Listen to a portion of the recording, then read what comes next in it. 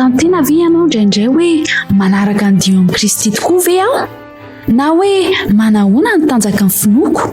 Matsiaro ve ianao fa mila mifandray amin'Andriamanitra bebe kokoa? Indro arahinao isan-kerinandro eto amin'ny Hope Fire Radio fandaharana manokana mitondra ny lohateny hoe mandehana ampinoana. Mandehana ampinoana. Dindinika ara-tsoratra masina fohy nefa azahoam-panasy hery. Iarahantsika miaraka amin'ny pasteur Samuel Lala James ka manasanao ary anaraka izany hatramin'ny farany. Mandehana ampinoana. Mandehana ampinoana. Mandehana ampinoana. Ry ava-malala ao amin'ny tompo isika rehetra izay manaraka izao fandarana izao, faly miarahaba-antsika ny tenako ary maniry ny fiandanan'ny tompo ho amintsika rehetra. Fifaliana ho any hitondra ny ten'Andriamanitra amintsika anio, izay nampitondraina ny lohateny lehibe manao hoe mandehana ampinoana. Toriteny mifampitohitohy izy ity, izay irariana hitondra soa sy fahirezana ho antsika. Inona re no hevitra fonosin'izany hoe mandehana ampinoana izany? Asaiko ianao hanaraka ity fandarana ity ary maniry indrindra mba hanananao faharetana eo ampanarahana izany ary entintsika mbavaka mba hitondra soa sy fitahiana ho anao ny fanarahana izao toriteny izao. Androany ary dia andeha hovakitsika mihitsy ilay andininy fototra izay akana ny toritentsika izay hita amin'ny Korintana 4:5-7 manao hoe fafinoana no andehanantsika fa tsy fahitana.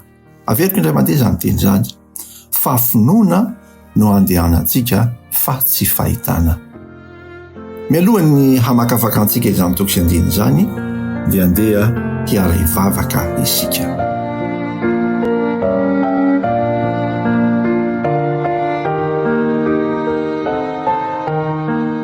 Andriamanitra rainay izany an-danitra, Andriamanitra mpahazo izao rehetra izao, ilay Andriamanitra ray zanaka ary fanahy masina, misaotra anao zahay raha manana izao tombontsoa izao mba hianatra ny teninao.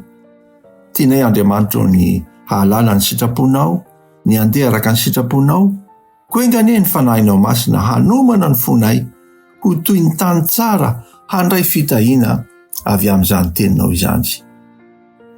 Dia mamindrafo ary mamelany elokay satria tononona sy angatana amin'ny anaranao Jesosy samy vavaka izany.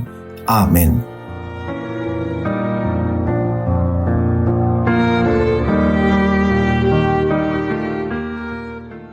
Ripiany malalisany miatrika fotoan-tsarotra izao ny tontolo izao. Ny fisian'ny ady amin'ny toerana maro samihafa, ny firongatry ny karazana aretina, ny fiovan'ny toetrandro, ny herisetra, ny fakana-kery, ny etseroa, ny vonon'olona, ny tsy fananan'asa, na fahaverezan'asa, ny fahantrano, sy ny sisa. Izany rehetra izany dia mampitaitaina sy mahaverihevitra ny olona avokoa. Dia mampanontany tena manao hoe inona no avoaka ny ampitso?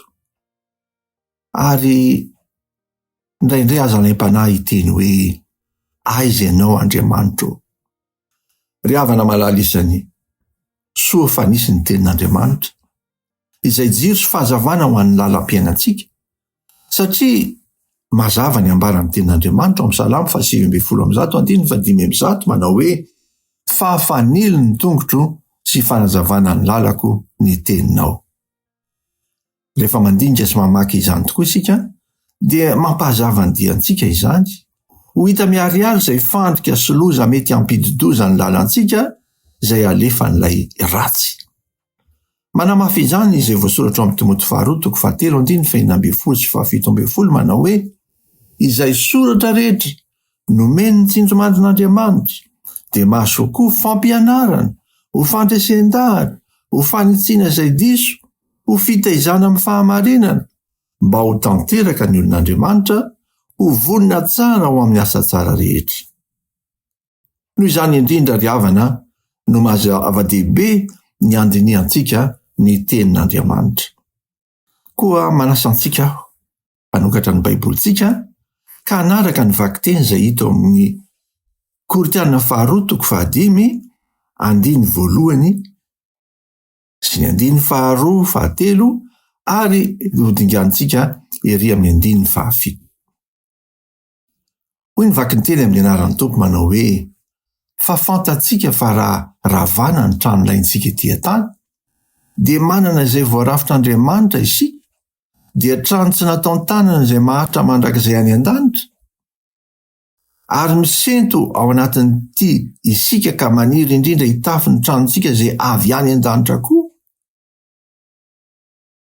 Rehefa mijery an'izany toko sy andiny izany sika dia mahita fa misy zavatra anankiroa ampitain'ny apôstôly Paoly eo, dia ny etỳ an-tany sy ny any an-danitra. Ny etỳ an-tany izay mora levona, mora simba, misy fahasimbana, fahaverezana, fahafatesana. Ny any an-danitra kosa izay voalazany teo fa ilay maharitra mandraka izay tsy nataony tanana no manin'Andriamanitra ho antsika sy ho an'ny voavitra rehetra. Manamafy izany izay voalaza ao amin'ny Jaona 4:1-7 manao hoe aza malahelo ny fonareo minoa n'Andriamanitra ary minoa koa ao an-tranony raiky misy fitoerana maro, raha tsy izany dia efa nilaza taminareo aho fa andeha amboatra fitoerana ho anareo aho, ary andeha amboatra fitoerana ho anareo aho dia ho avy indray ka handray anareo any amiko ka izay hitoerako no hitoeranareo koa. Ry hava-malalisany, izany no toerana izay nomanin'Andriamanitra ho antsika ary azo antoka izany zavatra lazainy izany. Izany indrindra no nahatonga ny apôstôly Paoly mbola namafy ao amin'ny Korintana 1:5-7 sy ny 7-10 manao hoe fa ity mety lo ity tsy maintsy hitafy ny tsy fahalovana ary ity mety maty ity tsy maintsy hitafy ny tsy fahafatesana. Fa rehefa mitafy ny tsy fahalovana ity mety lo ity ary mitafy ny tsy fahafatesana ity mety maty ity dia ho tanteraka ny teny voasoratra hoe ny fahafatesana no resena ka levona. Ry hava-malalisany, isika rehetra dia samy mbola tsy nisy nahita n'Andriamanitra, samy mbola tsy nisy nahita n'izany hoe lanitra any an-danitra an'izany, fonenana izay nomanin'Andriamanitra ho antsika, fa miantso antsika Andriamanitra mba hatoky ny voambaran'ny teniny. Jesosy Kristy mihitsy no niteny teo hoe fa andeha amboatra fitoerana ho anareo aho ary izay hitoerako no hitoeranareo koa.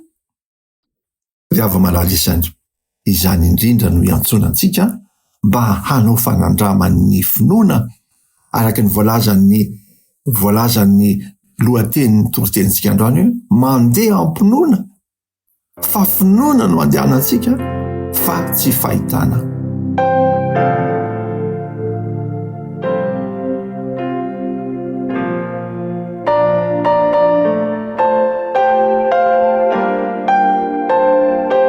Dia zavaintsika misimisy kokoa izany hoe mandeha ampinoana avy amin'ny fanandramam-piaina ny Abrahama.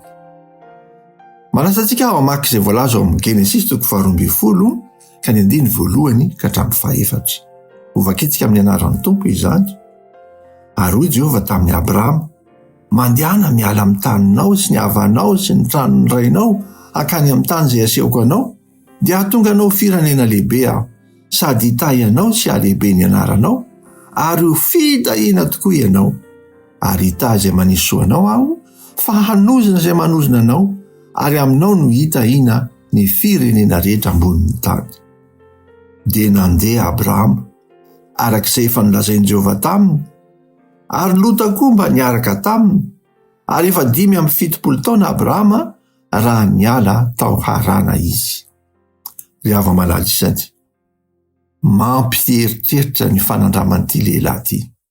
I Abrahama izay raha amin'izao vanim-potoana iainantsika izao ny hoe 570 taona dia efa zokonjokony ihany, efa ao anatin'ny klasiny ny antitra, kanefa dia indro izy nandray hafatra avy amin'Andriamanitra, baiko avy amin'Andriamanitra hoe mandehana miala amin'ny taninao sy ny havanao ary ny tranony rainao akany amin'ny tany izay asehoko anao.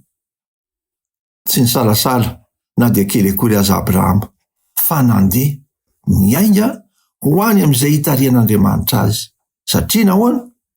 Nino ny tenin'Andriamanitra Abrahama. Mahafinaritra ny voalaza ao amin'ny Hebreo 1:9-10 manao hoe finoana no nany ekeny Abrahama rehefa nantsoina hiainga ankany amin'izay tany ho azo ny olova ka dia niainga izy nefa tsy fantany izay alehany. Finoana no ivaniana ny tany amin'ny tany no lazainy teny fikasana toy ny any an-tanin'olona mitoetra anday mba amin'ny Isaka sy Jakoba mpiara-mandova izany teny fikasana izany aminy. Eny ry hava-malala isany finoana no nany ekeny Abrahama. Tsy vitany hoe nino fotsiny Abrahama fa nasehony tamin'ny fiainany izany dia niasa, nasehony tamin'ny fiainany ilay finoana an'Andriamanitra ka dia nankatoa an'Andriamanitra izy. Nandeha tsy tamin'ny mpisalasalana ary mahatalanjona fa rehefa miteny Andriamanitra ao amin'ny soratra masina manome baiko dia misy foana teny fikasana izay ampiarahany amin'izany. Ary eto dia misy teny fikasana 7 nomeny any Abrahama. Andinga tanysaintsika izy ireo hoe teny fikasana voalohany dia hoe hahatonga anao firenena lehibe aho. Tsara no mampahafantatra antsika fa i Abrahama dia tsy niteraka. I Sara azy vadiny, i Sara dia momba. Nefa dia ahoana hoy Abrahama no hatanteraka an'izany hoe hahatonga anao firenena lehibe aho? Na tokony tenin'Andriamanitra Abrahama ry rahalasa na bava-malala izany. Nifikitra tamin'izany teny fikasan'Andriamanitra izany izy. Ny teny fikasana faharoa dia hoe hita ianao aho. Fahatelo, hahalehibe ny anaranao aho. Fahaefatra, ho fitahiana tokoa ianao. Izany hoe izy lasa ho fitahiana ny hafa koa izany izy. Fahadimy, hita izay manisy soanao aho. Fahaenina, hanozona kosa izay manozona anao. Ary fahafito, aminao no hitahiana ny firenena rehetra. Ripeny malala izany. Izany ny olona mandeha ampinoana. Mandray amin'Andriamanitra ny teniny ary mifikitra amin'izay lazain'Andriamanitra dia jereo ange fa ianao mandray fitahiana dia ataon'Andriamanitra ho fitahiana ny manodidina anao koa. Ary tsy hoe ianao sy ny fianakavianao ihany no mandray fitahiana fa ny firenena rehetra handray fitahiana avy aminao. Lehibe sy mahatalanjona izany ry hava-malala isany. Izay tiako mba ho fanandramantsika koa amin'izao vanim-potoana sarotra iainantsika izao dia ny amikirantsika amin'ny teny fikasan'Andriamanitra ary tazomy amin'ny tenin'Andriamanitra. Ianao Andriamanitra efa niteny ka dia tsy hamelako ianao fa ho fikiriko hatramin'ny farany. Tanterao izay nolazainao Andriamanitra. Ry hava-malala isany, izany no ilaintsika indrindra. Raha mierikerika isika ka mifantoka eo amin'ny olana dia mitanondrika eo, dia misento eo, dia ho maizina ny tany aman-danitra. Tsy hitantsika izay lalak'izorana fa atrakao ny lohanao, ny fijerinao eo amin'ilay efa nanome ny teny fikasana dia Andriamanitra Ray sy ilay Andriamanitra Zanaka sy ilay Andriamanitra Fanahy Masina izay miara-miasa mba hahatonga anao ho tody soa any amin'ilay kanana ny lanitra, any amin'ilay fiainana mandrakizay. Eny tsy miandry ny isian'ilay fiainana mandrakizay Andriamanitra fa ilay fiainanao ankehitriny mihitsy dia tiany ho fitahiana ny hafa ianao, ho fitahiana ny ankonanao, ho fitahiana ny manodidina anao satria mino sy matoky an'ilay Andriamanitra izay miresaka sy miteny aminao. Fa apetraka ny fanontaniana hoe inona marina moa ny finoana? Ao amin'ny Hebreo 1:10 io dia misy fahamaritany ny aminy hoe finoana. Ny finoana dia tsy inona fa fahatokiana ny amin'ny zavatra antenaina hoy izy, fanehoana ny zavatra tsy hita. Matoa antenaina dia mbola ho avy, mbola tsy misy, mbola tsy tonga, kanefa asehonao eo amin'ny fomba fiainanao fa marina ilay lazain'Andriamanitra. Ary matoki azy, mino izay lazainy fa hainy ho tanterahina izany. Ry hava-malala isany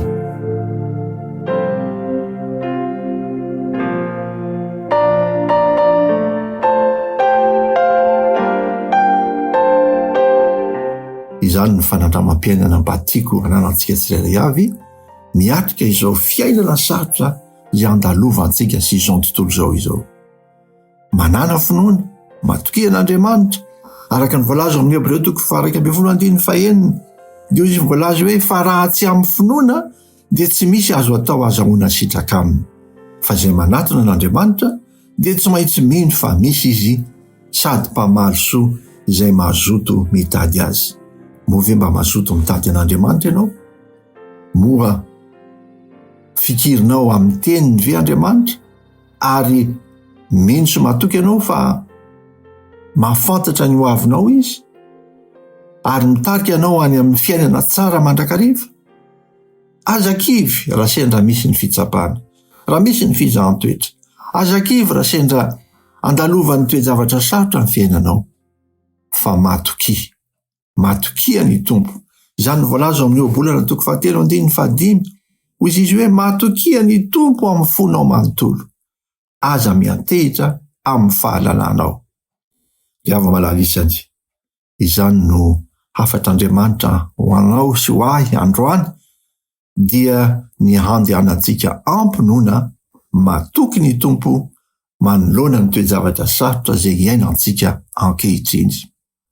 Ary ny Salamo 5:20 no andeha ho vakitsika farany manao hoe apetrao amin'ny tompo ny entanao, fa izy no hiantoka anao, tsy avelany hangozoozo mandrakizay ny marina. Ry hava-malalisany, zava-dehibe zany tenin'Andriamanitra zany. Apetrao amin'ny tompo ny entanao mavesatra izay mila tsy ho zaka, ny adiny fiainana izay mila hamotika anao, apetrao eo aminy. Ary matoki azy fa izy no hitondra ny entanao. Araka mbalaza teo hoe tsy avelany hangozoozo mandrakizay ny marina. Mitovy amin'izany ihany izay voalazan'ny apôstôly Petera, ny Petera 1:5-7 manao hoe apetrao aminy ny fanahinareo rehetra, fa izy no miay anareo. Ny tompony hanampiery antsika raha miatrika izao olam-piainana izao sika. Raha mandeha eto amin'ity tany be ady sy alahelo sy fanaintaina sy fangirifirina ity sika, dia aoka hitraka hibanjina n'ilay mpamonjy antsika Jesosy Kristy izay efa nanolotra ny ainy ho antsika teo Kalvari. Satria io Jesosy izay efa maty ho antsika io dia mampanantena fandresena mandrakizay, rehefa nanomana toerana mahasambatra antsika rehetra, dia fonenana mandrakizay any an-danitra. Matoki ny tompo, manaova soa, dia onona amin'ny tany ianao hoy ny mpanao salamo, ka ho faly amin'ny fahamarinana. Ary aoka ny tompo no iravoravonao, dia omeny ianao izay iriny ny fonao. Amin'ny Salamo 7:3-5 sy 3-5 no misy an'izany teny mahafinaritra zany. Aoka ny tompo no iravoravonao, dia omeny ianao izay iriny ny fonao. Akinao amin'ny tompo ny lalanao, ary matoki azy fa izy no anatanteraka izany. Hotain'ny tompo anie izany teny izany ary hitondra soa ho antsika rehetra. Andeha hiaraka hivavaka isika.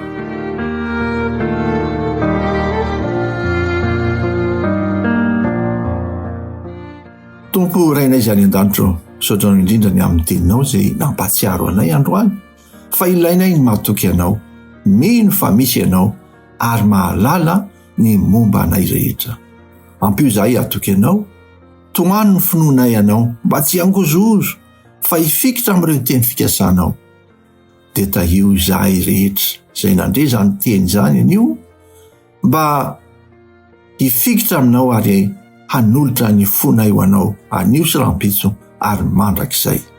Fa noho ny amin'ny anaranao Jesosy no hanonana izany vavaka izany. Amen.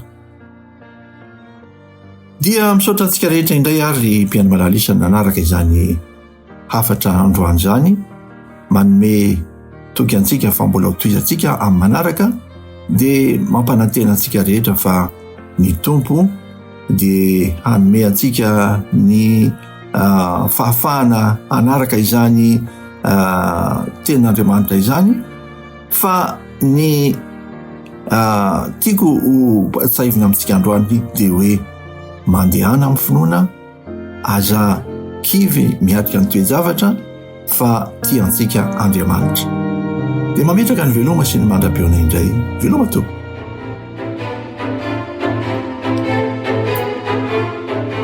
Na raha inao teo dinidinika ara-tsoratra masina mitondra ny lohateny hoe mandehana ampinoana. Niarahantsika niaraka tamin'ny pasteur Samuel Lala James.